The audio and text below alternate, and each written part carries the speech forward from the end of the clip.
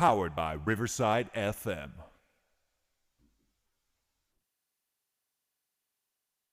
We're diving deep into the celestial and the infernal, exploring the origins, roles, and mysteries of angels and demons across theology, folklore, and pop culture. From divine messengers to shadowy tempters, discover why these beings still haunt our stories, shape our fears, and stir our imaginations. Heaven and hell are closer than you think. Tonight on Newsworthy, 2 words and 2 question marks.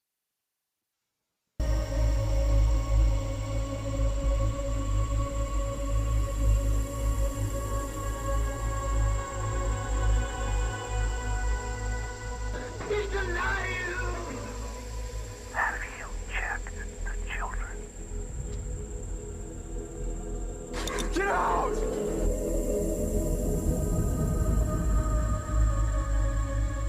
You have scoured the podcast world and finally found us, Newsworthy with Steve and Jerry, where we delve into all things mysterious, macabre, or out of this world, and decide if they are truly newsworthy. 2 words and 2 question marks.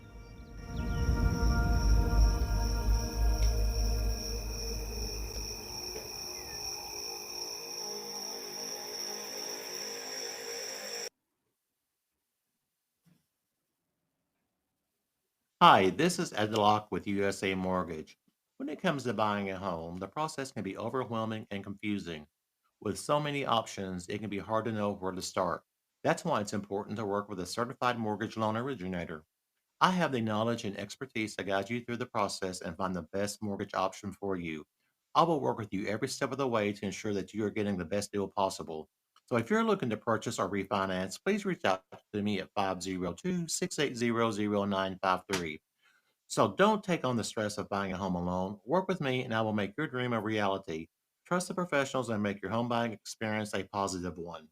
MLS ID 448908, DAS Acquisition Company, LLC, doing business as USA Mortgage, MLS ID 227262. This is not a commitment to lend. Additional terms and conditions apply. USA Mortgage is equal housing opportunity.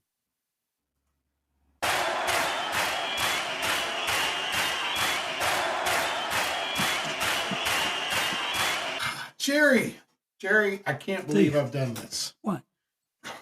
I've been looking all over for it, but I have just lost all of my research on how to stop nonstop itching. Really?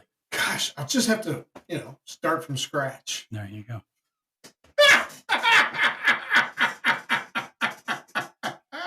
You love that one, didn't you? That was grand. Welcome to Newsworthy. 2 words, 2 question marks. I'm Steve. That And I'm guy over there Jerry. is Jerry. Brett is not here tonight. Do you know why Brett's not here? Why is Brett not here? His wife deemed it necessary to be born on a Wednesday. Mm-hmm. Shame on Miss Truly. Do you not think she could have had a little bit more, what are you doing? Why?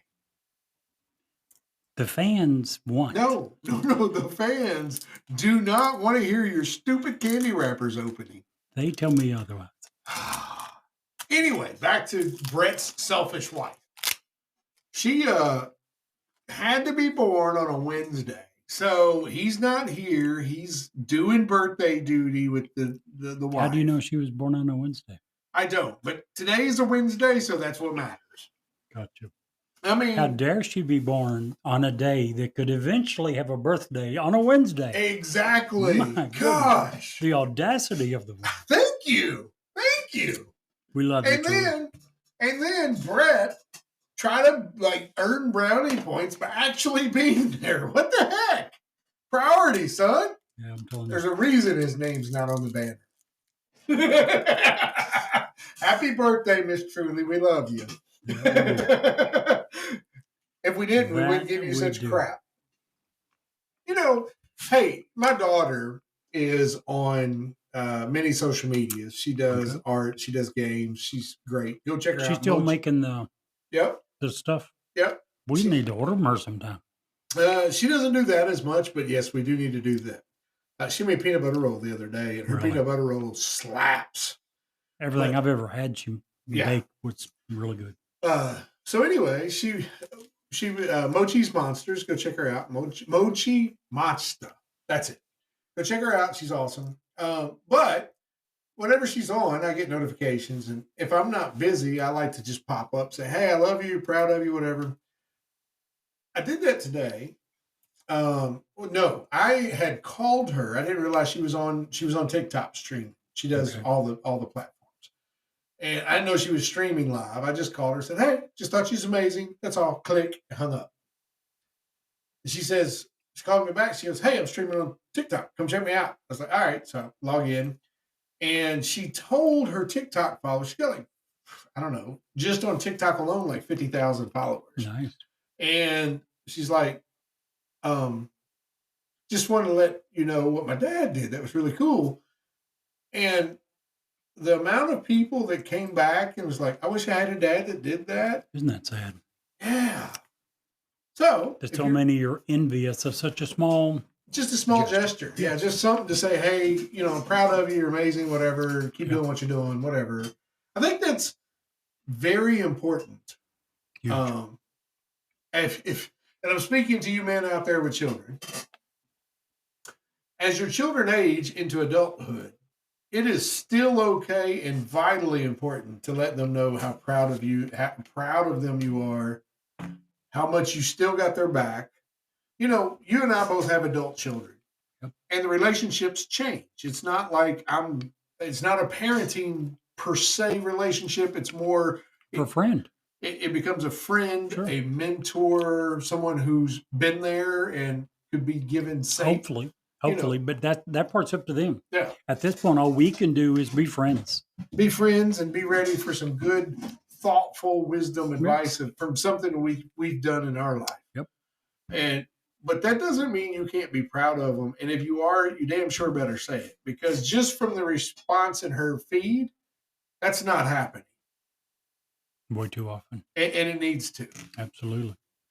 Completely agree.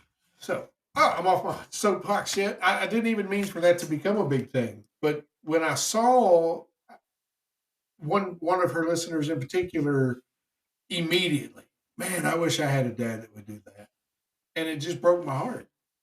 Like, I almost wanted to type, "I'll be your daddy," but I got enough kids. Speaking of enough kids, guess what I'm doing January 31st? What are you doing? I'm having an all family, Robin, myself, and 4 of my boys are all sitting down at a table for 10 to 12 hours to play Twilight Imperium with all the expansions. I'm so excited. I can't tell you, since they have all grown, most of them have children now of their own. It's so hard to get together and just spend time with the kids. One of them lives in Arizona. Yeah. He's back. He just moved okay. back to I didn't Kentucky. know he moved back. He moved out near Nice. Fort Knox. Nice. But yeah, it's always been so tight to get time now that they've all grown to get them together. Sure. And we get to do that on that day. I know Very that's nice. stupid. We have Late Christmas present, but a great Christmas Absolutely. present. I'd trade that over any present I could ever Absolutely. get. So Absolutely. anywho, Earlier, you mentioned about you was thinking of. No, I'm not going to go there. Never mind. Go ahead. well, that was abrupt. For all of you, I had a joke I was going to do. we have had Jerry tested. Given his elder statesman age, he does not have forms of dementia. Just for his shirt actually says, "I thought growing older would take longer," and he's not wrong. We're all getting old. But anywho, By the way, holiday. Go ahead. do you know where terrorists go when they die? Where? Everywhere.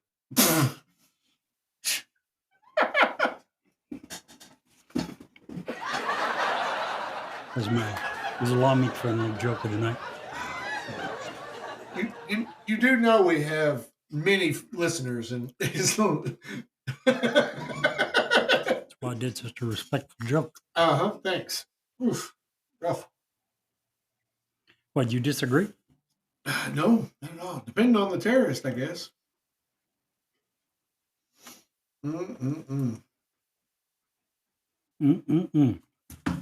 Sorry. Yeah, that's reminiscent of earlier tonight with the Turpentine and corncob discussion. Ooh, there you are. With that, There who is. I have You no see idea. someone I don't? Yeah, there was somebody on public chat there. Good, Oh. good for them. Yeah. See, going along with their topic for tonight, which is, by the way, angels and demons. Yes. And I'm covering demons. I was just getting into my part a little early. Well, what we decided to topic, how we decided who was choosing what was based on how closely related to each we were. I am very much more angelic than Jerry. I even have a halo. And Jerry is very much more demonic. That is So not what they say. Just say.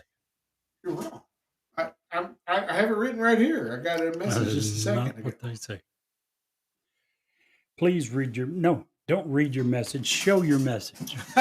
Show your message. Well, I would, but my sources Sure. are, I can't Wish to remain them. anonymized? Yes. Okay. So a couple of announcements, and then we're going to get to it because we got Okay. a long show. First thing is, folks, starting in December, we are taking the entire month off of the air in December. Now, do not think we've closed down shop. We are We're not not. going anywhere. We'll be back on January 7th. The first 2 weeks are going to be working vacation days for us, if you will. We are going to be revamping, reworking, retooling everything about Newsworthy to make it a better, more awesome product for Yeah. you. A couple of weeks ago, we announced we was going to take a 2-week break. Yeah. And there's still going to be a 2-week break and only a 2-week break. But as you mentioned, the rest of the month is preparing for the transition. Right. We're going to be working. We'll be in studio working, doing new promos, new everything for the first 2 weeks. That's what we're going to be doing. We are going to be here, but we just don't have time to do that and make a good episode that's worth listening for you. We also have to make sure that we've got plenty of. I mean, that takes. There is work. a very strong possibility before we start in January, I will break all of Jerry's fingers. So he Oh, can't you do started that. to say, I want to break all his candy. I thought I said buy more. Well, yeah, I know. I can buy more fingers. Yeah, well, exactly. I'll just make them inoperable. So that's that. Secondly, normally during this time, we always like to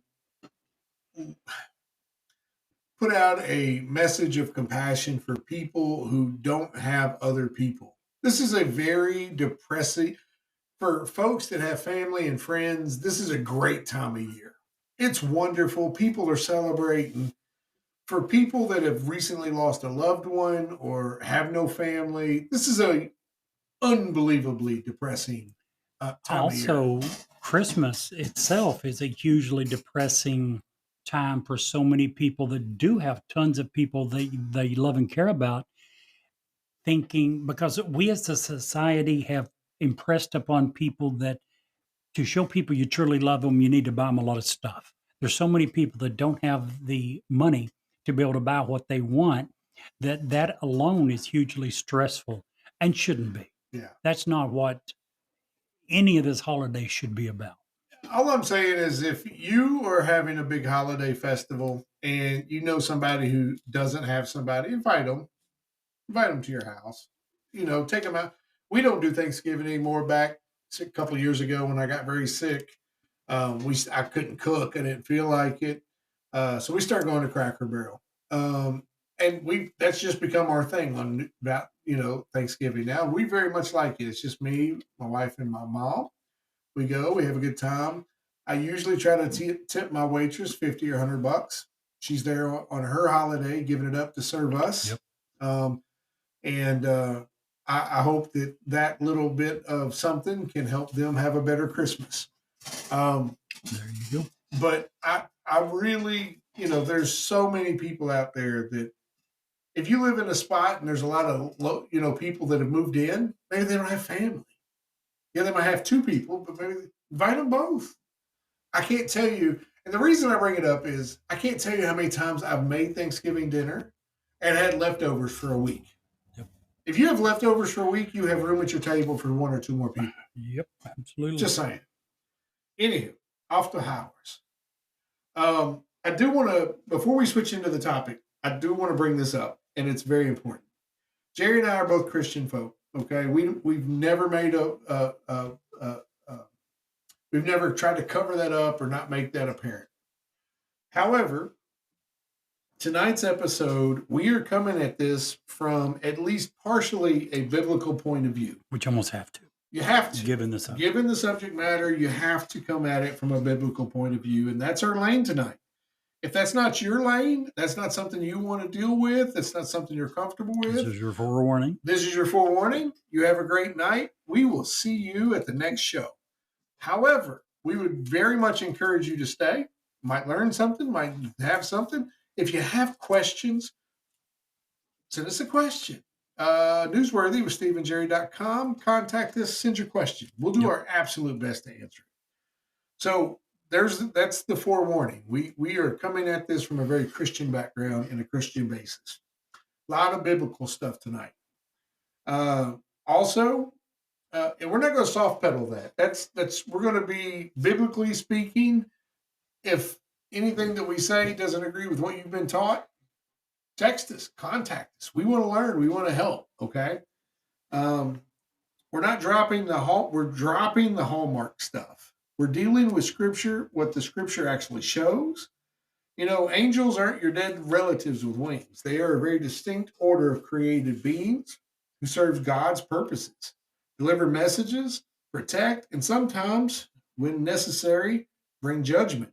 Jerry's covering demons who every single day of your life, you are fighting a spiritual war with a demon.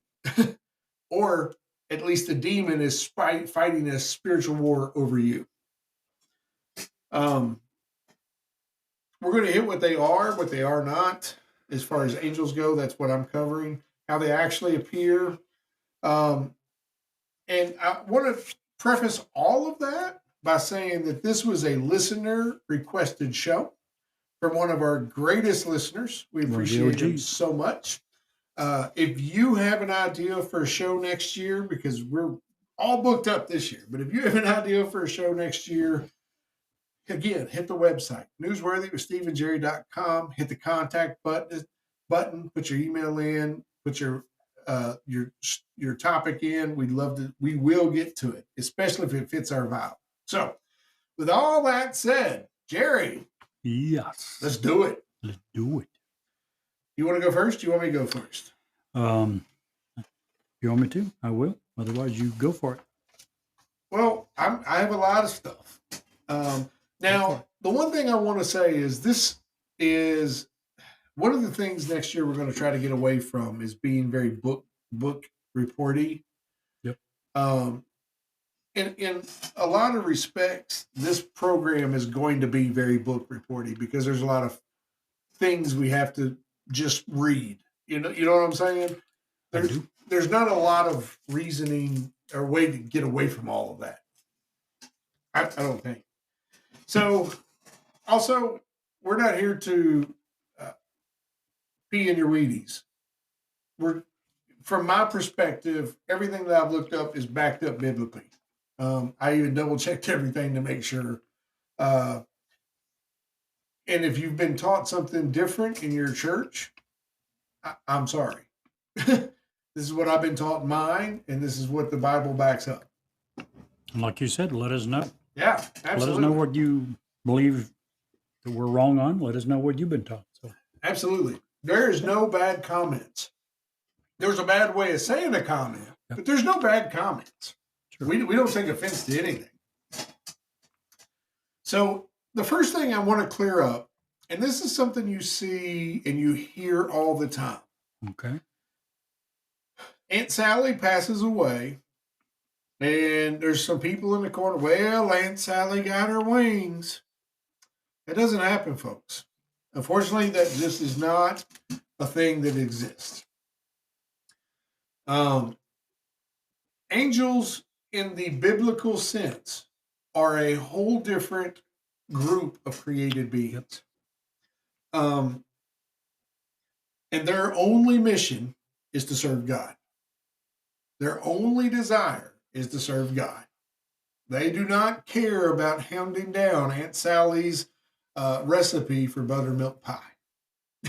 That is not their job. They each have a very specific job that they do. They each have a certain look about how they are.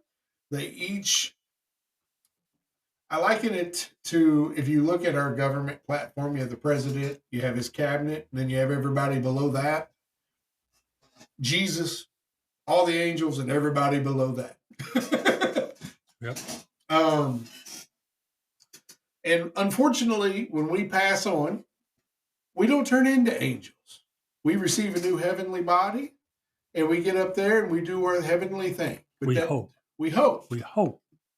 If we've done the things Yes. that we're supposed to do. And that, by the way, is another. You're talking about things earlier that misconceptions that people often have at funerals. You often hear gain the heavenly wings. You often hear another one that when I hear, I think, well, I hope, I wish. It's, well, they're in a better place. You hope. According to the Bible, we hope. What was their relationship to Christ? Had they submitted him? Had they repented? Had they followed him? Had a relationship with him? Those are the things that are required. Have they accepted him as their Lord and Savior? If not, yeah. If Anyway, not, sorry to interrupt. sorry. So that's a bad day for that person. Even when the Satanist, and I forget his name, he ran ran the satanic church for a number of decades. When he passed away, his last words were, "Oh Lord, what have I done?" That should tell you something. Just saying. Those words from a satanic preacher scared the hell out of me. Just saying. Of anybody who would be happy to be welcomed in to where he was going. Sure. Anywho, Jesus also says that in resurrection, people won't marry, but they will be like angels in heaven, which show that they will all have different roles and natures. Hebrews chapter 1, verse 14, in Psalms 103, verse 20, and in Matthew 22, verse 30. These are all things that the book says that happens, or I'm sorry, it's all the things that say that angels are separate and set apart from what we become. Number 2, angels are not to be worshipped. At one point, John falls at an angel's feet, and the angel corrects him immediately. Do not do that, for I am a fellow servant. We are here, and you are here to worship God. And that was in Revelation 22, verses 8 and 9.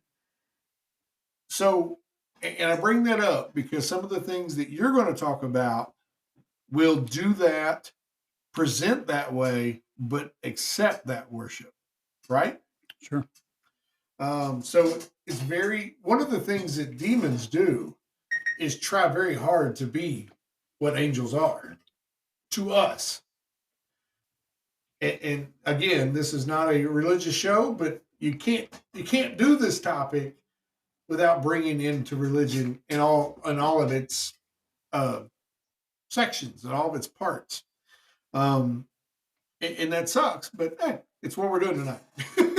Well, without the religious origin, I don't know that there would be angels and demons.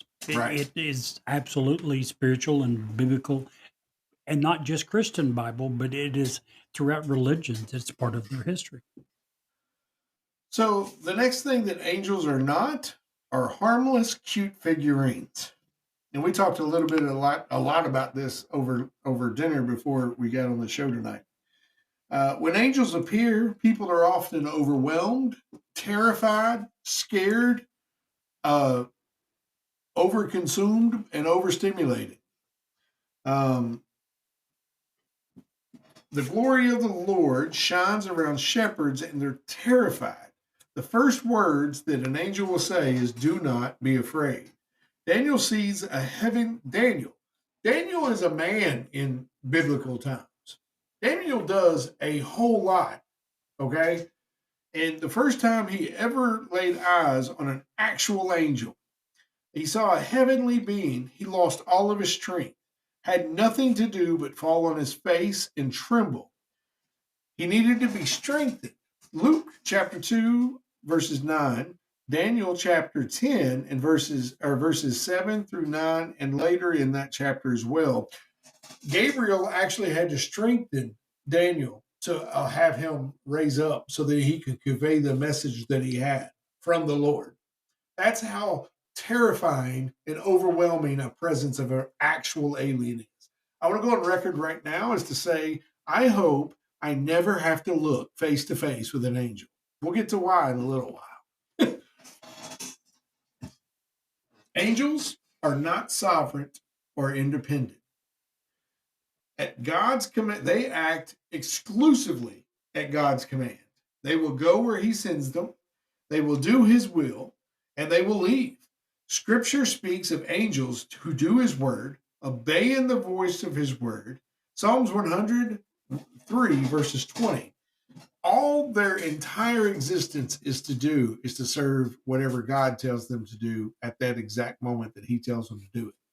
They are not obligated, and this is where Satan and the other angels had issue. When God tells Gabriel, go do that, Gabriel does that. That's what he will stop at nothing to make that accomplished. So, angels are not ignorant of God's plan, but they also know that they are not the authors of God's plan. They long to look into the things that God is revealing in the gospel. We find that in 1 Peter chapter 1, verse 12. Basically, I think that they are curious as to the way God's brain works, if that makes sense. They want to see the plan through to fruition, whatever that looks like. Would you agree? Yes. They're trying to help God. Yeah. He gives them the plan, the overall vision, and they try to absolutely see that through to fruition. Absolutely. Yeah. It's just crazy. Angels are not the rulers of the world to come. God did not subject the world to come to angels. Hebrews chapter 2, verses 5 through 7. There are some sects of some religions that believe that when the new coming comes, that angels are going to be here to rule the world. That's not the case. The only thing, and I'll reiterate, that angels are going to do is complete whatever God tells them to do. Period. They're not here to rule over anything or anyone. And finally, the last thing that angels are not, that God is, angels are not omnipresent. They're not omniscient, and they're not omnipotent. They show up. Omnipotent. Omnipotent. Thank you. They show up, they deliver their message, they fight their battle, and then they go away. They are powerful creatures, but they are not all powerful. You see in scenes later we'll talk about in Peter's jailbreak, where an angel strikes the chains and leads him out. But they don't write the script. They just follow it like the rest of us. What do you think? Did I leave anything out of what angels are not? No, Good. I don't think so. Good. I'm glad. What are angels then, Jerry? Do you want me to get into that? We already did a little bit. They're God's helpmates. That they attempt to. They're God's workers. They try to help him see his plans through to fruition. Yeah. Angels are messengers sent by God. The Bible repeatedly shows them delivering God's word, speaking directly to people to announce what God is doing and wants done. The angel said to the woman, "Do not be afraid, for I know that you seek Jesus, who was crucified. He is not here, for he is risen, and he has said." He is risen, and as he said. That was the angel at the tomb in Matthew 28, announcing what God had done, bringing God's news to the women at that particular point. And to that point, we talked about the other day about the resurrection. A woman is the word in this particular time frame, in this time period, is your least best witness. Most people viewed women as property, not people, unfortunately. Angels are worshipful servants who glorify God. They surround God's throne, calling out his holiness without ever stealing the spotlight. Holy, holy, holy is the Lord of hosts, and whole earth is full of his glory. That's the seraphim around God's throne in Isaiah 6, and they keep the focus on God alone. Angels glorify God, not glorify themselves. Angels are warriors who fight for God's purposes. They engage in spiritual warfare. They protect God's people. And I have a few stories about that protection in a few minutes. They protect God's people and they execute God's judgments when commanded. For he will give you an angel to charge over you, to keep you in all your ways. That is the promise in Psalm 91. It shows angels that are assigned to guard and protect. They're God's soldiers on assignment. They are not mercenaries. Angels are ministering spirits who serve believers. Scripture calls them ministering spirits sent out to serve for the sake of those who inherit salvation.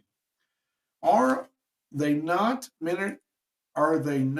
all ministering spirits sent out to serve for the sake of those who inherit salvation? Hebrews 1 and 1:14 in particular.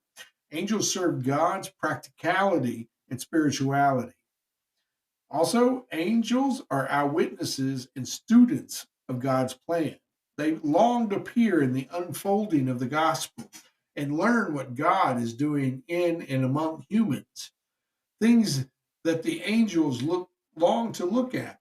1 Peter 1 and 12, 1 through 12, saying angels are curious and concerned about the mystery of salvation because they're aware, interested, and attentive in God's story. Angels are sometimes visible and awe-inspiring in ways that simply terrify people. When they appear, their presence often comes with brightness, which is meant to dull humans' visual of them because of all that happens. It's just overwhelming. These creatures are the most until you pass and you're judged and you get to be at the throne of God. These are the most overwhelming things in the universe you will ever come in contact with. Thoughts? I think a lot of it is the power. I don't think it's their face that's terrifying. I don't think they're terrifying. I think it is the power they represent. And I think when they see it, when we see that, there's no doubt, there's no I wonder, there's no maybe. We instantly know the power that is contained. And I think it is the power that is terrifying, not the angel themselves. Does that make sense? It does. It absolutely does. So we only have a few actual visual representations of what was put into the Bible, what they look like. Now, the Bible is very confusing at some point. I'm still learning how to read and interpret some of these things for myself. And these interpretations are open to a lot of things. Okay. But there's only like 3 or 4 of the angels that are actually described within the Bible itself. In Isaiah 6, 1 through 7, we learn of the Sephirim. Above the throne, each has 6 wings, 2 to cover the face, 2 to cover the feet, and 2 for flying. Their entire job is to proclaim, "Holy, holy, holy," and the thresholds shake. One takes a live coal at one point and touches Isaiah's lips, signaling purification. Not to be confused with the Sephirim, the cherubim in Ezekiel 1, 4 through 14 and Ezekiel 10 are probably the scariest looking of the bunch. 4 different living creatures, 4 faces, human, lion, ox, and eagle, 4 wings, hands like human hands under the wings, legs straight, feet like a calf's hoof, gleaming like burnished bronze, full of eyes, lightning-like movement, like flashes of fire. Associated wheels behind them, wheels within a wheel, that are full of eyes, moving in perfect sync with the creatures. If I ever saw something like that, I'd be scared to death. Now, one of the things you have to understand is when the Bible was written, this is one of the things, and please correct me if I'm wrong, Jerry, that they were using words that they had to represent something that they couldn't understand. Sure, in many cases, absolutely. Does that make sense? Absolutely. And for us today, that would be like writing for us old timers to write about Blockbuster Video to a bunch of millennials. They don't understand what please be kind, rewind means. But at the time when we were coming through, it made perfect sense to us. Yep. In Ezekiel 10, he explicitly identifies these as cherubim supporting the throne chariot. Also, for Gabriel and Michael, they were represented as simply a man in linen, angelic messenger, according to Daniel 10, 5-11, clothed in linen, a belt of fine gold, a body like beryl, and a face like lightning. His eyes were flaming torches, arms and legs like burnished bronze, voice like the sound of a multitude. Witnesses trembled and fled. Daniel collapsed with no strength. Again, this was just at the site, and like you said, it was most likely the overwhelming power, the presence. The better word probably is presence, the overwhelming presence. Especially if someone speaks to you with 1,000 voices. Man, can you imagine what that sounds like? No. Can't either. So, who were some of the angels that we heard about and learned about in the Bible? And this is important. Michael, his main role was as a warrior or a protector, one of the chief princes, guardian of Israel. He led many, many angelic battles. His human contact that he came in, or the human that he came in contact with was Daniel.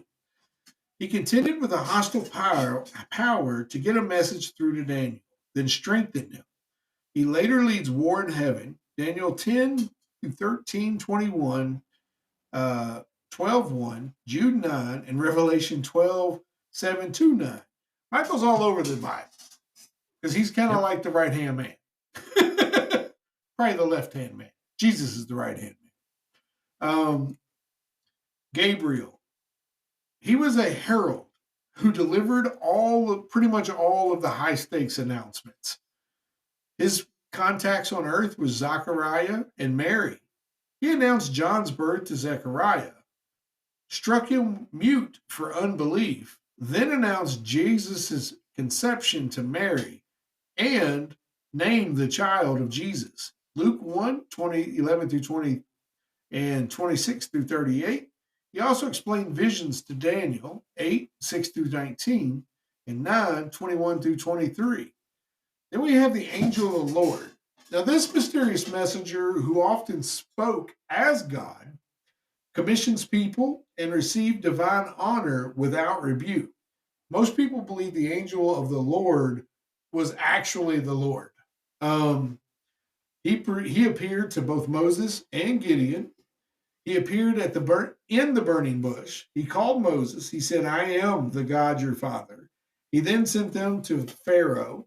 Later, he sat under an oak and called Gideon a mighty man of valor, accepted an offering that flared up, and commissioned him. That was according to Exodus 2-6 and Judges 6:11-24.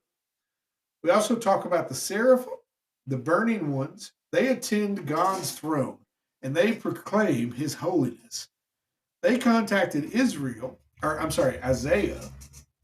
One flew to Isaiah with a live coal and actually touched his lips and declared his guilt had been taken away. Then the scene leads to Isaiah's commission, Isaiah 6, 1-7. And perhaps the one that opened my eyes the most as I was researching this, Jerry, was the cherubim. Now, the cherubim are what on Valentine's Day, those are the little dudes with the wings and they're trying to make people fall in love. That's typically what we do in America as a cherubim. But that's not what their goal is. Cherubims are actually guardians. They're throne bearers. They're associated with God's presence and holiness. you know who they talk? The only people they ever came in contact on Earth? Who? Adam, Eve, and Ezekiel. And Ezekiel only in visions. When Eve and Adam were pushed out of the Garden of Eden, Right. because, sorry, ladies, but Eve ate from the apple or pomegranate or whatever it was. Take your fruit. I don't care what you call it. Their job was to guard Eden with a flaming sword. They crafted over a mercy seat as a symbolic throne, and in Ezekiel's vision, they carried the throne like a divine chariot. But anywhere that there was a holy spot, the cherubim were there with flaming swords to protect it, to delineate that this is man, this is holy, and you can't come in unless we've invited you. Those are the ones that really blew me away, and I didn't realize how important they really were. Anywho, I have a couple of stories, Jerry, about how aliens intervened in biblical times. Then I have a few Aliens? stories. Angels. Sorry. Okay. Good gravy. Wonder why we're bringing aliens into this. Brains, you let me talk too much. That's what's going on. You're over there eating your candy. Let me do all the talking. Slacker. So let's talk about Peter for just a second. In Acts 12, 6-11. So Peter was sleeping between two soldiers, and he was bound with two chains. The prison was guarded by 4 squads of soldiers. So Peter is in prison for proclaiming God's word at this point. He's been there a long time, and he has prayed, and other villages have, other peoples and followers have prayed for his release. The angel appears. Suddenly, an angel of the Lord stood by him, and the light shone in the cell. The angel struck Peter on the side to wake him. Acts 12 through 7, or Acts 12 and 7. The chains fell off immediately, and they fell from Peter's hands. Acts 12 7. They got up. They walked past the guards. The angel tells him to get up. Peter follows, thinking he's seeing a vision. They pass through the first and second guard post, and the iron gate leading into the city opens by itself. Act 12, 8 and 10. The angel vanishes. They go out, they walk in the street, and then the angel departs to them. Acts 12, 10. And Peter comes to find himself in the middle of the street and realizes this wasn't a vision, and he knows the Lord had sent his angel to rescue him. That's documented. That's seen by witnesses. That's crazy, right? Let's talk about Philip for a second. Acts 8 through 26 and 29. Acts is just full of angelic energy. The angel of the Lord tells Philip, rise and go toward the south to the road that goes down from Jerusalem to Gaza. It's a desert road. Philip goes and spots an Ethiopian official in his chariot. Then the Spirit tells him to go up to the chariot. That sets up the entire encounter where Philip explains Isaiah 53 to the man, and the man gets baptized. Now, when I was researching this, I wanted to know why that was important, because that's a very small thing, right? If you think about it, that's one soul. Why would one soul be worth putting in the entire Bible because of this? You know, he directed Philip to one soul. I get it. I'm not saying any soul is bad, but that's a whole almost chapter in the entire Bible. So I did a little more reason. The reason was that the man was an Ethiopian official from a whole different continent that had no idea who Jesus was. His conversion became a gateway. He was a high-ranking treasury official under Candace. He was educated, and he was already reading Isaiah. And he was traveling back to Africa with a fresh face and scripture now in hand. You get the gospel leaping now a cultural boundary, moving from Jerusalem into Judea, Samaria, and outward toward the ends of the earth, just like Jesus said. The one person that is like a multiplier and not a number. If me or you were in that same situation, Jerry, they saved one person. But because it was an Ethiopian treasurer who had connections throughout the whole of Africa, they saved a whole continent, or at least started a movement out of one person. And that's why this story was so big. And when I first heard that, I was like, man, I got to dig into that. That's kind of a blue, a moot point. Oh, they got one person. Why would you write about that, right? For what that can lead to. Kind of like a missionary, right? Exactly. Think about a missionary. If he were to be killed, how many lives could that alter? How many people would he have reached possibly? My pastor always says, first of all, everything we do in this world is not about this world. It's about 20 years from now. And he had a chance encounter outside of a bar when he was 20 years old. And how many people wouldn't be saved today had he not had that one encounter? Pastor Steve's been a pastor his entire life, probably 40, 50 years. Exactly. And you, Pastor Steve is one of those people that he doesn't just speak at you. He speaks with you. So I have no doubt that it's in the thousands, or probably at this point, hundreds of thousands of people. He's at least affected in some way positive. Sure. I got 3 stories really quick, and you can, and then we'll get into, man, I've been talking almost an hour, Jerry. Sorry. No problem. It's a good topic. It is. And this is one of those that I don't care if we go long on it, to be blunt. Because for all the things that the angels are and are not, your side is just an equal pendulum to that. And we need to talk about equal but opposite. Absolutely. Yin and yang, if you will, if you're Chinese or Shaolin or whatever. So real quick, or should we do these? No, we'll do them now. So highway helper who vanishes. It was close to midnight on Highway 41. Cold and misty with no shoulder. I blew my right rear tire. I got the hazards on and I'm trying to jack, but it kept slipping in the gravel. Headlights appeared behind me.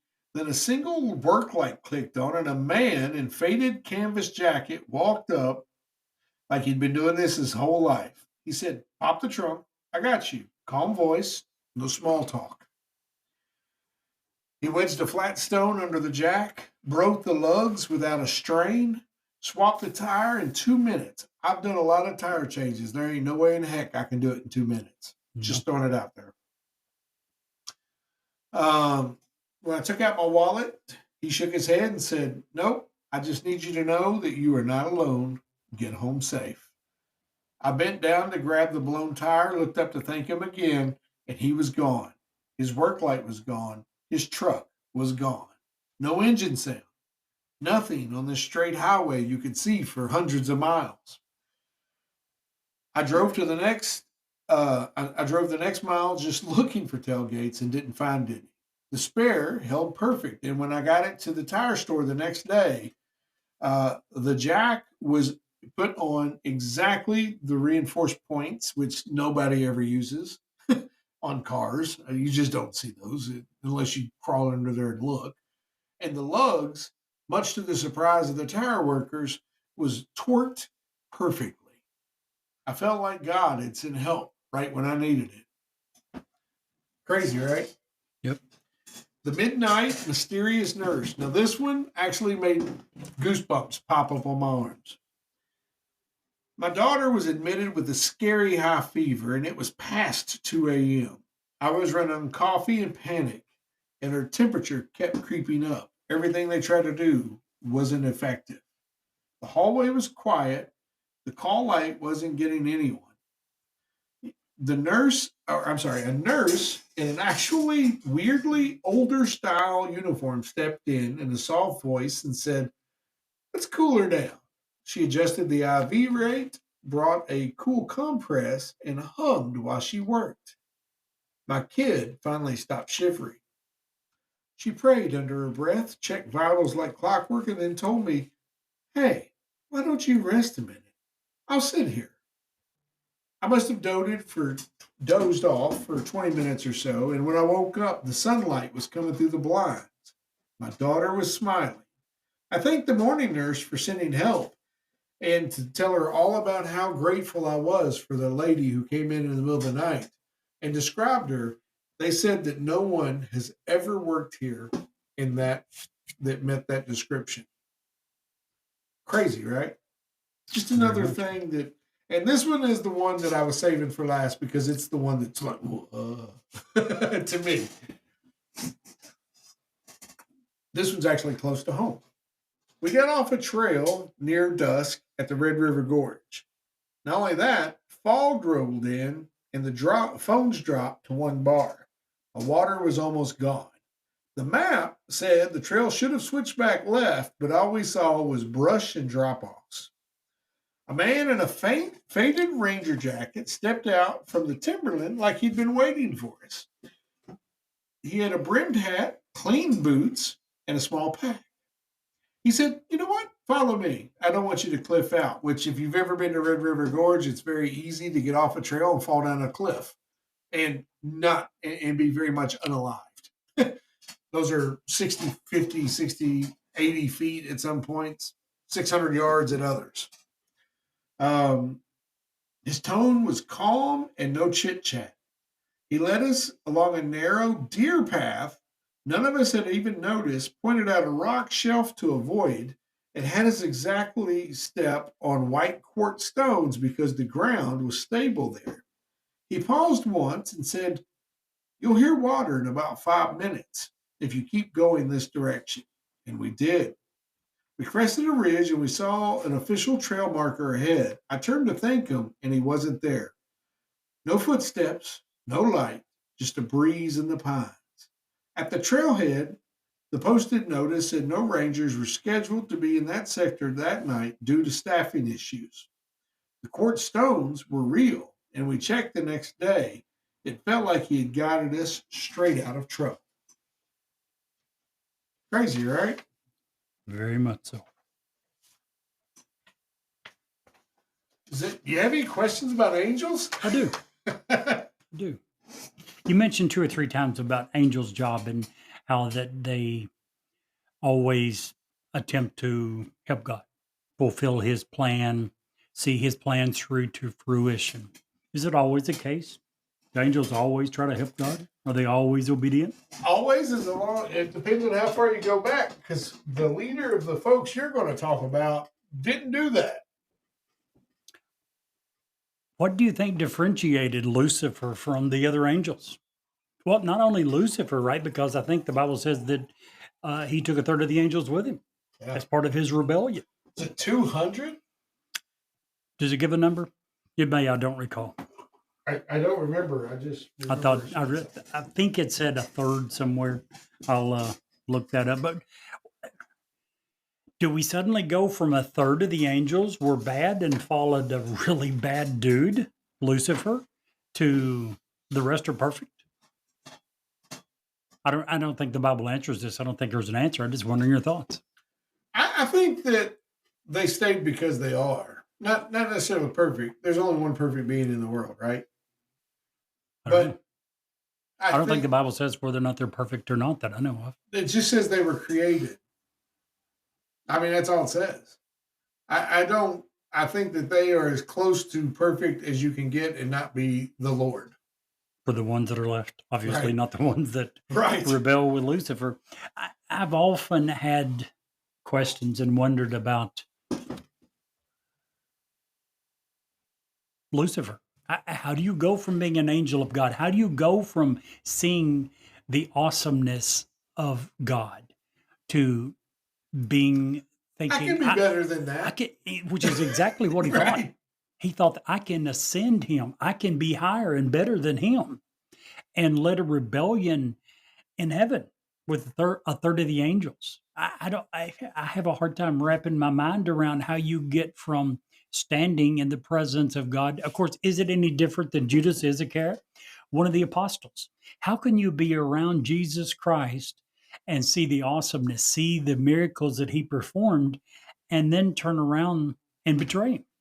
I don't know.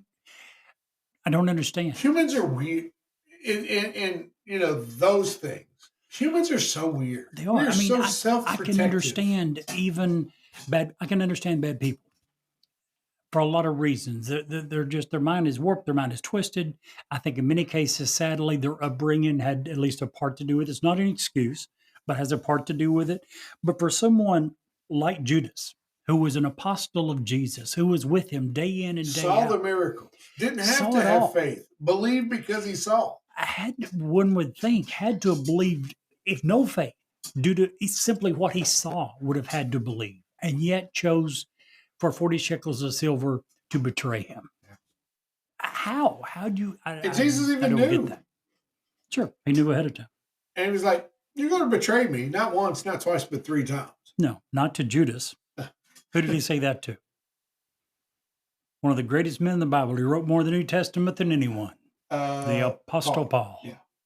Apostle Paul's the one who denied him 3 times. Before when? Before the cock shall crow. Before the rooster will crow in the Isn't morning. that crazy? You will deny me thrice, 3 times. How in the world do you see someone or a being, or in this case, someone? How can you be on the boat and you awaken Jesus and See him walk on the water. he walks on the water? Well, in Paul's Or defense, he was scared for his life. He was afraid that, and very rightfully so, these men come up to him at one point and said, "Wait a minute, we recognize you. Aren't you one of the followers?" They just killed Christ. Yeah. They had just crucified him. Very good chance if you're one of the followers, they'll kill you too. So he did it out of self-preservation, thinking, I may die if I acknowledge that I'm a follower of Christ. Judas Iscariot did it for 40 shekels of silver. I want to just say, and you bet you had a pretty joke earlier. I hope that if it ever comes to it, I have enough strength to be like the guys that were beheaded by ISIS. You remember the 12 guys that had the orange jumpsuits, and this is your chance. Submit to Allah or be. Every one of them, one after one, lost their life in the love of their God. I hope that when that happens, I'm that guy. We all as hope opposed we to have. Paul or Judas or, some snakey snake. And let's not sugarcoat the fact that the Apostle Paul was one of the greatest Christians in the entire Bible. Right? He was trusted to write more of the New Testament than anyone else, by far. It's not even close. Yeah. So, that was Apostle Paul. It's crazy. It was. We have time for me to do this part? Dude, Want me to do it? We're Okay. not on the time. This is our show. Good enough. We can go.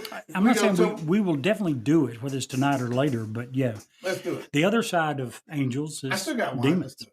There you go. You mentioned from yin and yang, to good and evil, light and dark, to angels and demons. Nearly every religion, nearly every philosophy in the world recognizes these opposing forces as inseparable reflections of one another. Although angels and demons, as you mentioned several times, are traditionally very spiritual things, there are also many people who are not religious that still acknowledge their existence in some form or another. Now, the word demon originates from the Greek word daemon, which initially referred to a divine or spiritual being that could be either good or bad, not necessarily evil, as you would think with the word demon, but originally it was simply a divine or spiritual being that could be either good or bad. It came to mean an evil spirit in the monotheistic Abrahamic religions. The definition of demons will also vary greatly depending on the religion and the culture of whomever you're asking. By the way, I'm going to deviate from your approach a little bit, from the sense you covered angels and did a great job of it from a biblical perspective. I'm going to go in it much more shallow from the Christian perspective, and then we'll take a look at the Islamic perspective, the Judaism, and also the non-religious. We'll start with Christianity. In Christianity, the word demon refers to, as we just got through talking about, a fallen angel. a spiritual being that rebelled against God. They were part of Lucifer's army that he led in a revolt against God. In the aftermath of their defeat, they were cast into hell. Lucifer, or Satan, is considered the leader of the demons. Demons serve as his agent in opposing God's kingdom. You talked about angels being God's right-hand helpers. Demons are the exact same for Satan. They're his right-hand helpers. Demons attempt to influence, to deceive, to tempt, or to afflict humans. Although their power is limited by God and they cannot act independently or outside of those limits. They often function as metaphors for sin, as well as literal beings, depending on the theological interpretation. They are also believed to have the power to possess human bodies. There are several instances in the Bible where it tells of that happening. By the way, we're going to be covering exorcisms shortly. In Matthew 8, we're told of the man who is possessed by not a demon, but a legion of demons. Jesus commands the demons to leave. They enter the herd of pigs. The pigs run off the cliff, drown in the sea. Which is why we're technically not supposed to eat swine, right? Isn't that where that comes from? What, this one parable? Where the No. demons went into the swine? Well, that's part of it, but also that's just part of the reason behind it. The pigs. Sorry, I didn't mean to get off. No, you're fine. They're just considered to be unclean animals. Right. And it's not just pigs, it's any animal with a cloven foot. So Gotcha. it's not just the swine, it's not just the pigs. And if it was this one story that led to that, it would just be the swine, but it's not just the swine. It's any animal with a cloven foot that Jews are not allowed to eat, or they weren't allowed to eat in the Old Testament. In the 16th chapter of Mark, he tells us of Mary Magdalene, who Jesus said that he cast 7 demons out of. The Catholic Church has performed many exorcisms. They aren't tracked, so an exact number isn't known. But there is one Catholic father, Italian Father Gabriel Amorth, that claimed to have performed over 60,000 exorcisms himself. One guy. Gosh. That's a lot of demons he come in contact with. I'm just wondering, what kind of village did he live in? In Islam, the closest equivalent to the word demon is shaitan. Another word that is also related is jinn, depending on the context. Jinns are beings created from smokeless fire.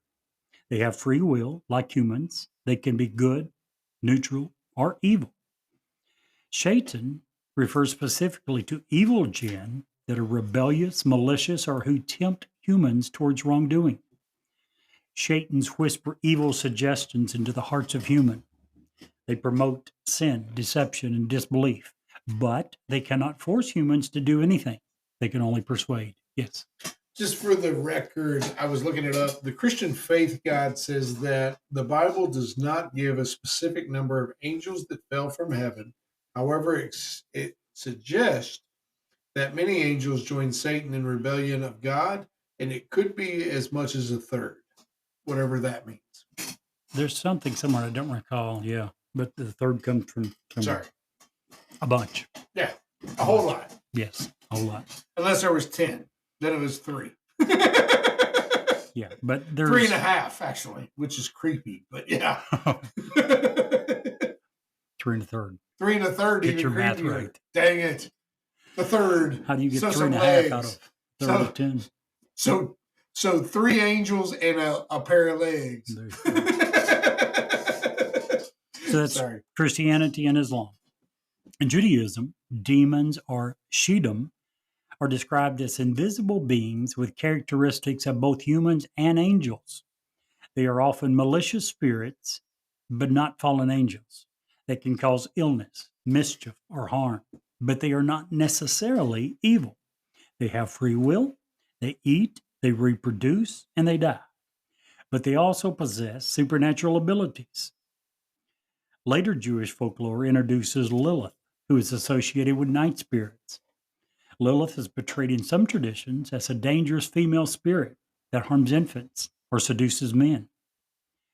Rabbis sometimes use demons to explain accidents, illness, or unexplained events, similar to how ancient cultures personified dangers.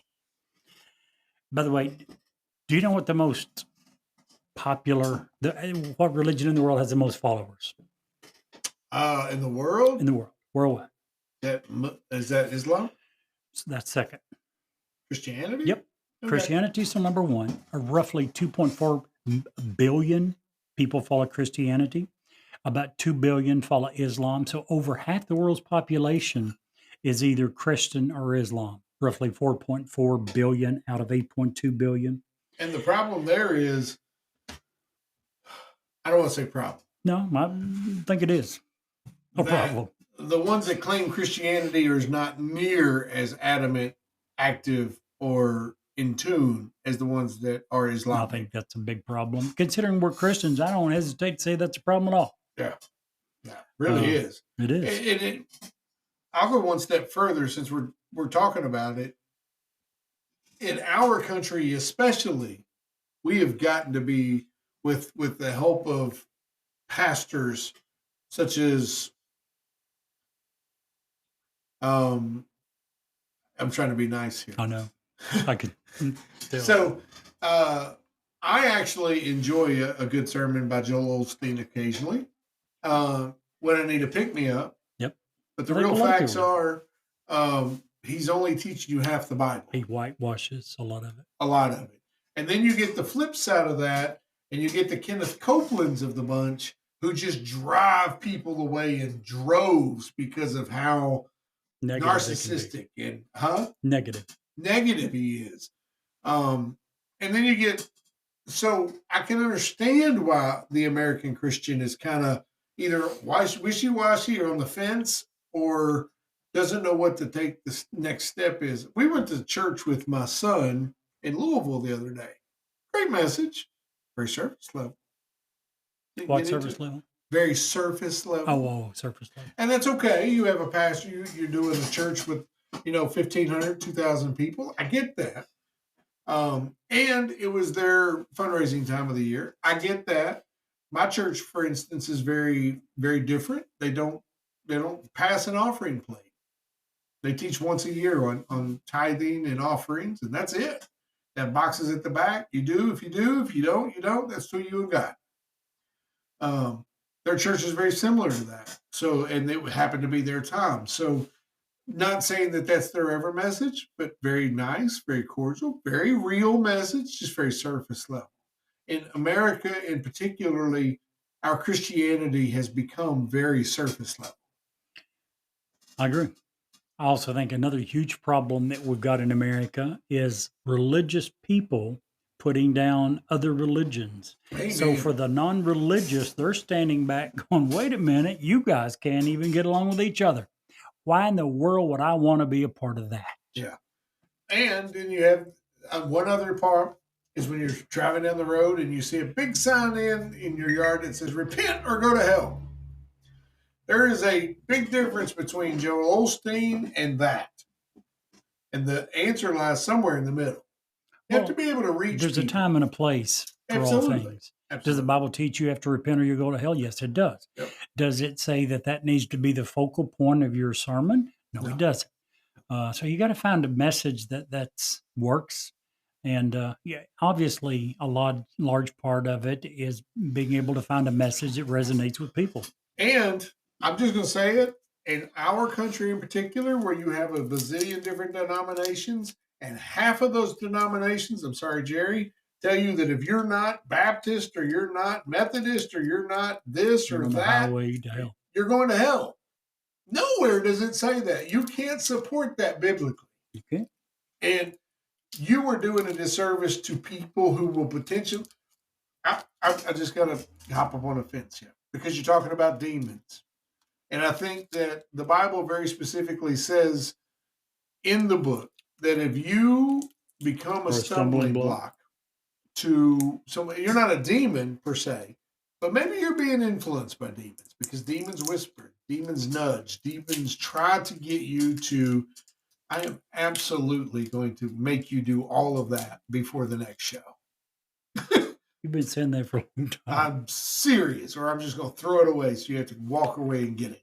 I'm going to get one out of my pocket at a time then. Oh, gosh. I'll get in your pockets. I ain't ashamed. Shoot.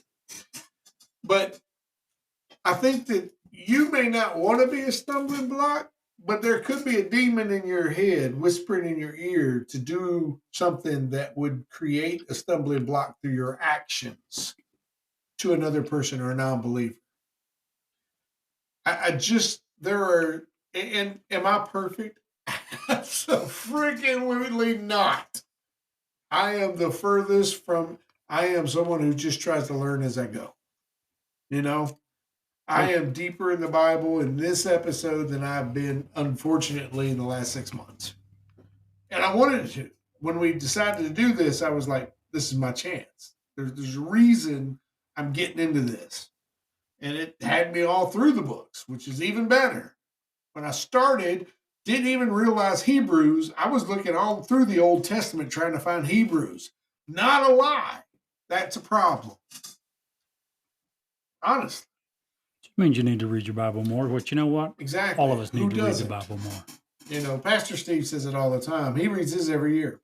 Every year. Different Bible. This is mine. It's a New American Standard.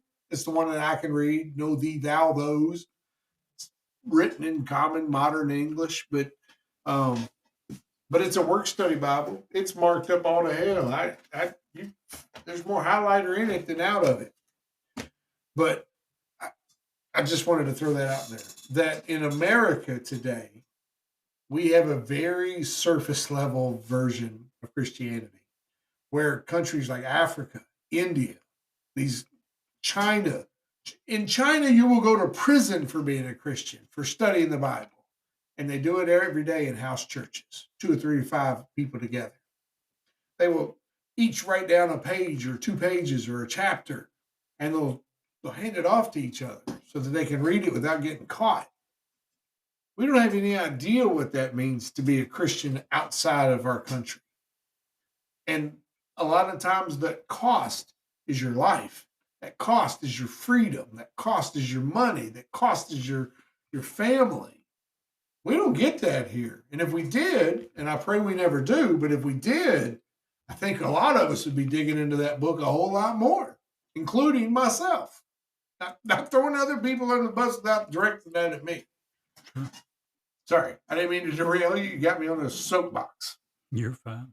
You talked about the fact that over half the world is Christian or They Islam. need that candy after all. But obviously, there's many non-religious people in the world as well. Demons are a common concept among them as well. Not just demons, angels also. From a non-religious standpoint, yes. Doesn't that say something? About That if I'm not religious, I don't believe in religion, I don't buy into religion, blah, blah, blah, your religion. But you know what? I know there's angels and there's demons. well, no, I don't think it does. And here's You don't why. think so? They don't believe that those angels and demons are spiritual. They don't believe that they're supernatural. The majority of them look at it as this force of nature. You've heard many people say, I'm fighting with my inner demons. That's got nothing to do with God or Satan, right? That's where I'm saying that they believe in demons and angels. They believe that there's things, they believe in karma. I don't think karma is related to God. I don't think karma is just saying that there's a force in the world that if you are putting out good things are going to come back. If you're putting out horrible, mean things, you're going to get likewise back. I don't think that's spiritual. I don't think that's professing a hidden belief in God. I agree. But Maybe if you're not a believer, that is your way of justifying good and bad. Could be. You see what I'm saying? And that's what I think they all believe. They believe in good and bad, not necessarily God or Satan. I hope that they're wrong. No, I firmly believe it. I mean, if they're not, then everything about the Bible is Right. in waste. I would hope that I said it before earlier today, and I mean it. When the satanic pastor who started the satanic church in America, his final words as he passed away was, oh God, what have I done? That says something. It does. That's huge. Because he's not talking about, oh, Satan, what have I done? It's oh God. Anywho, please let you continue. And if I raise my hand again, you just tell me shut You up. were fine. Going along with what you were asking, from a non-religious standpoint, demons are not viewed as literal supernatural beings. Instead, they are understood through psychology, sometimes mythology, literature, and even cultural symbolism. Psychologically, demons often refer to what I just mentioned, inner struggles. It often represents addiction, guilt, fear, mental health challenges. People say that they're fighting their demons to describe grappling with destructive thoughts or behaviors. Mythologically, demons are understood as symbolic creations that reflect human fears. They often symbolize greed, anger, death, disease, as well as unknown and uncontrollable forces in nature. From a literary and pop cultural perspective, demons often represent evil, chaos, or temptation, and they also create moral contrast for heroes. Even without belief, the idea of demons is deeply embedded in our culture, our language, and indeed society. Some famous demons. Well, the most famous one would have to be Satan, Lucifer. The origin is the Abrahamic religions. He is the adversary of God, often depicted as the ruler of hell or the fallen angel who rebelled. Lilith, we also mentioned before, comes from Jewish folklore.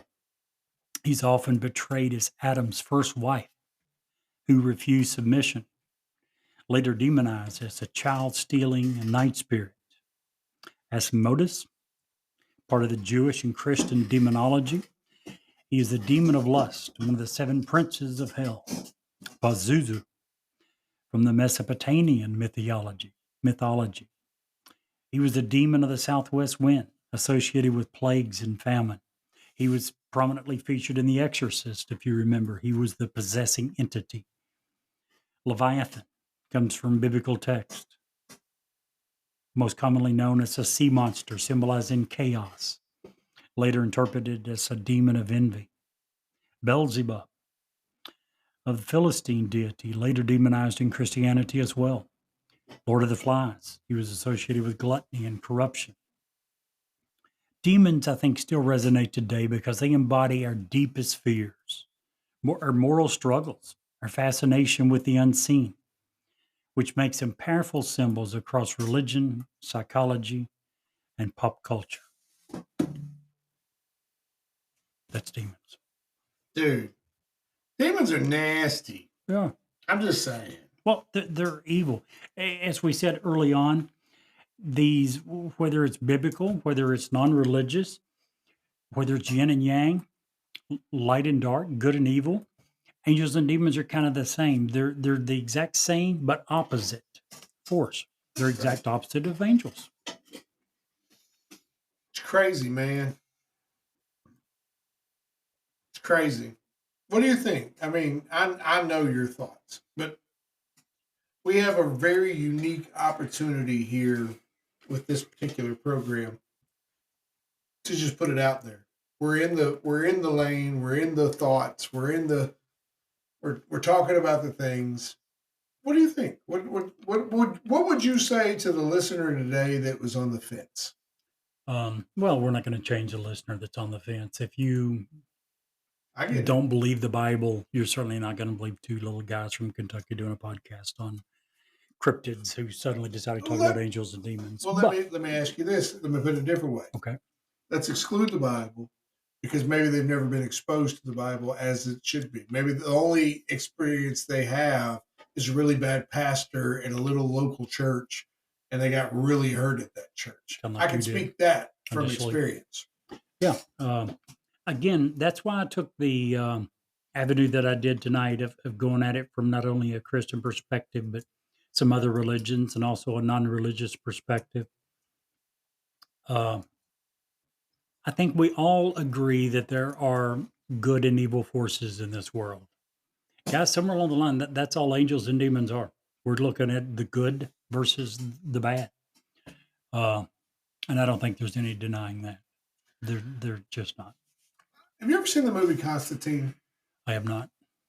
So I don't recall. Constantine's a far-fetched movie based on one guy who slays demons and sends them back to hell, basically. He's a superhero of sorts. God's warrior. He fell out of favor with God because he committed suicide. It's a whole thing. The one thing that movie does, it's got Keanu Reeves, fantastic show, one of my favorite movies. But one of the things the movie does, if you can take the Hollywood out of the movie, is it shows you that every single day, for every single person walking, there is a spiritual battle happening for your eternity. Every single one of us. I would even go further. Beyond your eternity, we talked earlier about one of the biggest problems with trying to reach people who are not religious is religious people ourselves. Right.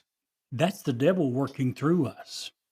He doesn't need us for eternity, but maybe he can use us for 5 minutes and get this person's eternity. Exactly. He will take anything he can, and we have to be careful, or otherwise we begin helping him in his quest to influence other people.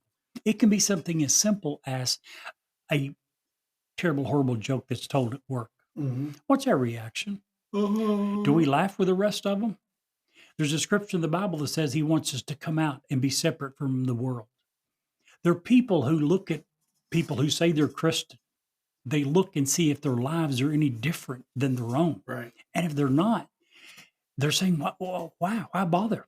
Why should I go to church? Why should I attempt to do everything in the Bible?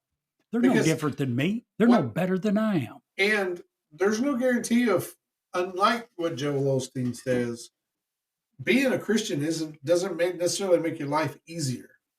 Not at all. In fact, probably harder. It's probably going to be harder because you're going to be persecuted, either by other people or by Satan. For every step you step up, he wants to knock you down. Absolutely. So I would absolutely agree with you, and I would say that not only is there a battle for your eternal soul, there's a battle for the next 5 minutes, constantly and consistently, to see if he can use you to get to someone else. So here's a guilty admission from the Newsworthy podcast.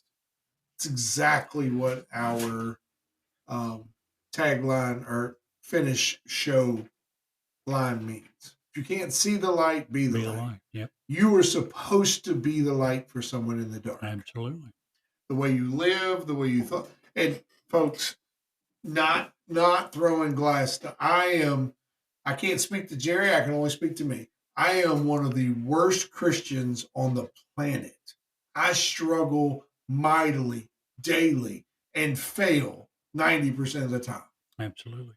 Okay? That's everyone. I don't care if they tell you different, they're not being honest. The Apostle Paul said, I sin daily. One of the greatest Christians in the Bible said, I sin daily. If the Apostle Paul, one of the greatest Christians in all the Bible, sins daily, how would we describe ourselves? David, one of the biggest heroes in the Bible, stole another man's wife. And then did what to cover it up? Kill her. No. Killed him. Killed him. Committed adultery first, then committed murder trying to cover it up. Yeah. How did God describe David? Yeah. A man after God's own heart. Right. Even with those flaws, God can still do miraculous things. That's not saying that's an excuse to do horrible things. Yeah. At all. I just want to finish this up. And do you have anything to add? I just want to finish this up with, this isn't something we do on this show typically. Okay. And I get that. And I'm glad if you're still here, we appreciate you still being here. Thank you. If you're still here because you have questions, please reach out to us. Let us know. We're not perfect. Anywhere close. But maybe we can get you somebody who can answer the questions that you want answered. Maybe you have questions. Maybe you have a thought. Maybe you have, well, why did this become this? Or where do I get a free Bible if I wanted to read it? Because you don't have to pay for that. Somebody, including me, will go get that for you if you're going to read it. Yep. It's that important. Christianity and being Christian doesn't mean you're perfect.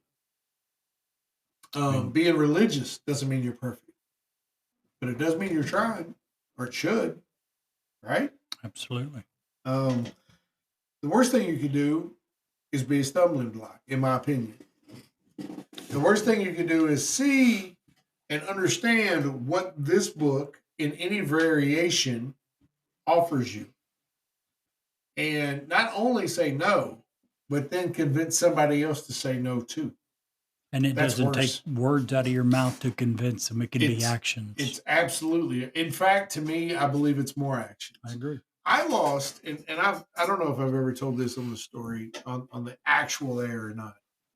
I lost almost 25 years of my life away from God because of one action. I'm not going to mention names, but I went to a little small church down in my hometown. My daughter was born. I was very proud of her. She's beautiful. I'm only 15. Folks, if you're 15 having kids, you're not following the Bible, right? But I was only 15. But I took my daughter to church because I was trying to do right. And at going into the church, this particular couple, oh, she's so pretty, beautiful, blah, blah, blah. We get settled in the pews, and this church was old school. Everything creaked, but it was all pews, right? They set 2 pews in front of me. Didn't realize I was behind them. And I heard them say, I can't believe that he brought that little child into this church with no mother, not married, only 15, blah, blah, blah. Hell, it's been 50 years. I don't remember exactly what they said. But it scarred me so much because these were people that I held to. One of them was a deacon in the church. 25 years I lost. And I have forgiven those people, but I will never forget those people. Yep. You understand? And completely. I'm just going to go ahead. Do you care if I give my testimony? Not at all. Please do. So 25, fast forward 25 years, 25 years, something like that. I don't remember. Probably 20 years. Not even that long. Probably 17 years, 18 years. I don't remember. Doesn't matter. I was in a duplex. I lived in a duplex in Nicholasville with my first wife, or second wife, unfortunately. That tells you something. First wife was wonderful. I messed that up. I was with my second wife. Her daughter, who I love to death. She's an amazing young lady. She's doing the things she's supposed to do now, but at the time was very bipolar and unmedicated, and would literally, if you did something she didn't like, would scream at the top of her lungs for hours. Hours. I don't know if you've ever heard a 13-year-old scream at the top of their lung for hours. You've worked 12, 13 hours and you come home to that. It's not a fun time. It's not a pleasant experience. Sitting there, we're in this duplex, and right down in front of our house was a stop sign, just where the roads teed. It was a 3-way stop. 9:30 at night, I get a knock at the door, and I love this story. I'm like, who the F is knocking at my door at 9:30? I got this kid. It's probably the cops. She's in there screaming. She probably I'm in a duplex. So I'm figuring the neighbors done called the cops thinking I'm beating the shit out of this child, right? And I would never. I mean, that's just not who I am. But so I answer the door, and there's this man standing there, and he's like, he's kind of looking, and he's looking for the words because. And I remember that. And he says, this is going to sound really weird. I have no idea why I'm knocking on your door. But I'm at the stoplight down there. You can see his car right there. His wife's in the car. He's like, but I got ready to pull away from the stoplight. And I had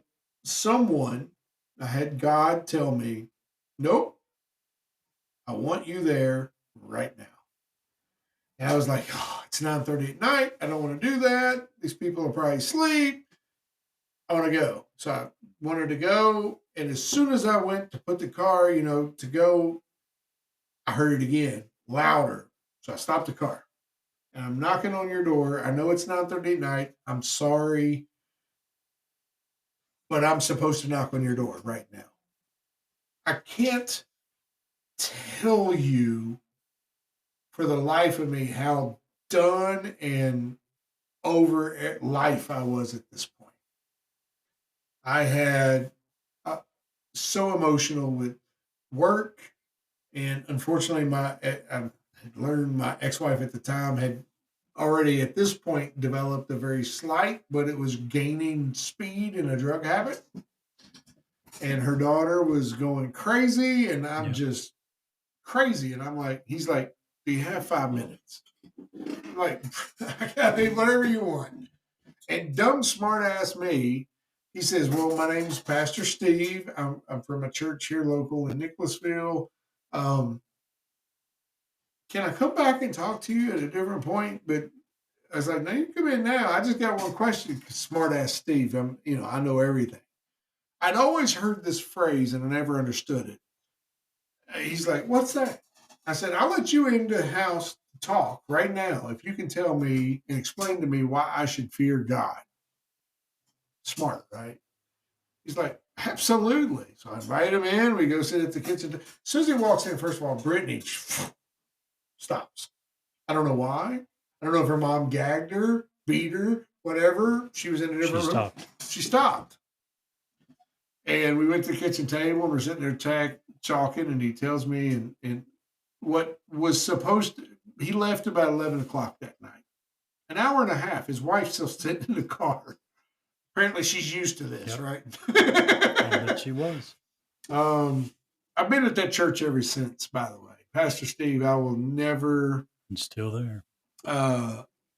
Even as you approach retirement, I will never not tell this story. Because he was the one guy who had the patience, the kindness, the demeanor to explain to me that those people that hurt me wasn't a representation of God. Yeah. And I feel like at some point when I get to heaven, he's going to be there and I'm going to hug his neck. Now, don't let me get y'all sappy. I got one more little quick story I want to tell just because I want to end this show in a good mood. Let me tell something first, Sure, and I'll let absolutely. you end it. We've talked a lot about being a stumbling block. Here's what the Bible has to say about that. Yes, please quote this. Matthew chapter 18, starting in verse 6. And before, he's talking about young people believing in him. Starting in verse 6, whoever causes one of these little ones who believe in me to sin, it would be better for him if a millstone were hung around his neck and he were drowned in the depths of the sea. It would be better for the stone to be put around your neck than to become a stumbling block for one of these. Yeah. That's what Jesus says about being a stumbling block. I don't Your know. story. I don't know if you guys ever noticed the tattoos on my arm. Those are all Christian tattoos for me. They're all reminders in some form, some fashion for me. But I also work in a nonprofit. And for many years, I drove a bus getting people to their doctor's appointments and stuff with that nonprofit. This is the funny story. So I laugh. I'm sorry. So you get to know your regulars, okay? Sure. One of my regulars gets on the bus, and I'm like, "How you doing today?" And this young lady, she goes, "Steve, Lord, I tell you." I was like, "Oh boy, here we go." I said, "Yes, ma'am. What's up?" She said, "Let me tell you something. When I get to heaven, I'm doing 2 things." I was like, "Oh, 2 things? What's that?" She said, "Thing number 1, I'm finding Jesus and I'm hugging his neck." I'm like, "That's a good thing to do. I'll probably join you in that." "What's thing number 2? She said, "When I'm going to find Eve and I'm going to whoop that beep's ass." And I'm like, "Why?" She goes, "Because I'm 50 years old and shouldn't be dealing with this stuff anymore." And if you need to know what that means, I'm sorry, but I will. Love it. I literally laughed like bellow. You know how I laugh. Yep. I laughed at that when she told me that. All the way from her house in Frankfurt all the way to Lexington. My daughter calls it your belly laugh. Yeah. She told me this a while back. I think I told you, I'm not sure. She said, if we can ever figure out how to bottle Steve's belly laugh, we will be rich. That young lady cracked me up. I loved it. And I know her and her mom were both on my bus all the time. Guys, again, we're going to wrap up here just because we're way over for this year. Couple of quick reminders. Next year, we're going to take all December off. First 2 weeks are working holidays for us. Then we're actually taking 2 weeks off. Yep. Where we're not going to think about the podcast. We're not going to do anything with the podcast. If you have an idea for a great show that you want us to cover, as long as it falls within our range of what we want to do, we're going to cover it. If it's not, we'll send an email back and say, hey, love your idea. It's not really for us, but we'll try to send it on to someone who it is. There you go. We know a lot of podcasters at this point, but we really want to cover what you want. This show was a listener requested show. Thank you, Mike. We appreciate you so much for listening every day, every week. And we got a lot of changes coming in January. I can't even begin to name all the changes, which is why we have to have 2 weeks to prepare. We don't have producers. We don't have a stage can. We do all this ourselves, or we hire it out. But we got a lot of cool and exciting stuff. I wish we had someone to blame for some of the errors, but nope, it's just us. Just us.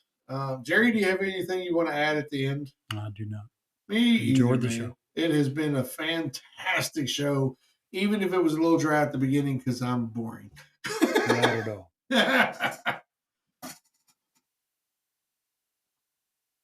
Man, this has been an interesting episode. If you'll stay tuned, we have a great bonus story after this commercial break. Hi, this is Ed Locke with USA Mortgage. Buying your first home can be overwhelming, but here are 5 tips to make the process go smoother. Number 1, find a lender, me, Ed Locke, that can answer any questions you might have and help you get pre-approved. There are multiple options available based on your situation. Number 2, work with a real estate agent you can trust. Number 3, don't rush the process. Take your time and know that the process could take some time. Number 4, consider all the costs. Number 5, get a home inspection and review it with your realtor. Keep these tips in mind, budget for yourself, and you'll be that much closer to making your dream of homeownership a reality. So reach out to me at 502-680-0953. NMLS ID 448908, DAS Acquisition Company, LLC, doing business as USA Mortgage, NMLS ID 227262. This is not a commitment to lend. Additional terms and conditions apply. USA Mortgage is an equal housing opportunity. Want to suggest future episodes? Share your ghost, cryptid, or personal encounter stories? Or let us know how much you love or hate us. Reach out to us at newsworthywithsteveandjerry.com. And now, back to the story. Jerry, tonight's story brings us to our current hometown, Lawrenceburg, Kentucky. Very nice. As we continue the Kentucky After Dark series. Anderson County puts the lore in Lawrenceburg. First off, the Anderson Hotel has been featured on multiple ghost hunter and paranormal shows, including Paranormal Lockdown. They even run an annual haunted house that's reported to be so terrifying that people typically don't make it out of the lobby. Another cryptid that's canon to this area, the legendary Bigfoot. Going all the way back to the late 1700s, they have reported sightings of the famously, hairy beast in Kentucky. The locals love their cryptids so much they have a Bigfoot expedition that you can embark on throughout the year. So still need to get your spooky steps in?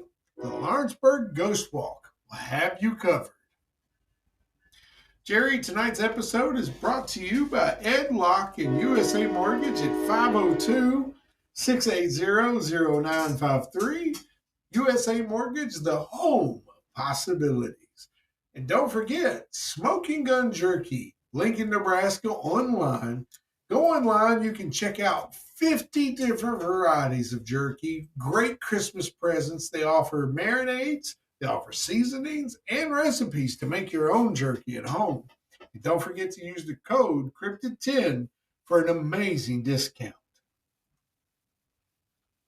And Jerry, if you can't see the light, Be the light.